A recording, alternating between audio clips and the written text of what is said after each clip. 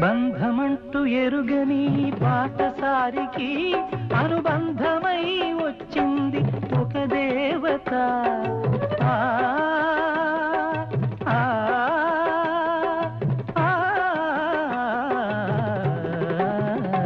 బంధమంటూ ఎరుగని బాటసారికి అనుబంధమై వచ్చింది ఒక దేవత. ఇంత చోటులోనే అంత మనసు ఉంచి, ఇంత చోటులోనే అంత మనసు ఉంచి నా సొంతమే అయ్యింది ప్రియురాలిగా. ముద్దబంతి నవ్వులో మూగ బాసలు, మూసి ఉన్న రెప్పలపై ప్రేమ లేఖలు. ముద్దబంతి